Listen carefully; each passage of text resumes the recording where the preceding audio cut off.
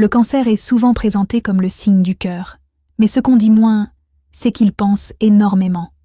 Derrière son apparente sensibilité, il y a une vraie analyse, une mémoire émotionnelle puissante, une capacité à sentir les choses avant qu'elles arrivent. Et pourtant, son plus grand dilemme reste toujours le même: écouter son cœur ou écouter sa raison. Quand le cancer aime, il aime profondément. Il ne fait pas semblant, il ne joue pas un rôle, il s'implique. Mais sa raison lui souffle parfois: protège-toi. Ne donne pas trop. Regarde les signes. Alors il hésite, le cœur lui dit d'y croire, la raison lui rappelle les blessures passées, et c'est là que commence son combat intérieur. Le cancer n'a pas peur d'aimer. Il a peur d'aimer au mauvais endroit. Il n'a pas peur de s'engager. Il a peur d'être le seul à le faire vraiment. En 2026, ce dilemme devient central pour lui.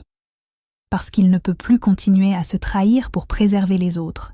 Il ne peut plus ignorer sa petite voix intérieure juste pour maintenir une illusion de stabilité.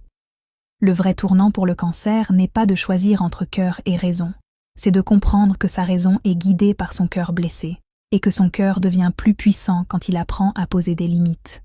Le cancer évolue quand il cesse de sauver ceux qui ne veulent pas être sauvés. Il arrête de confondre loyauté et sacrifice. Il accepte que certaines histoires ne sont pas faites pour durer. Son intelligence émotionnelle est sa force, mais seulement s'il l'utilise aussi pour lui.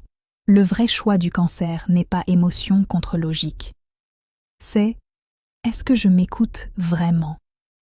Parce qu'au fond, quand il s'aligne, quand il choisit une relation où il n'a pas besoin de se suradapter, quand il respecte son intuition, il devient incroyablement stable, protecteur, mais pas étouffant, aimant, mais pas dépendant, présent, sans se perdre. Le dilemme du cancer n'est pas une faiblesse, c'est un passage, et le jour où il comprend que son cœur peut être fort sans être fragile, alors il ne doute plus, et c'est là que tout commence. LND.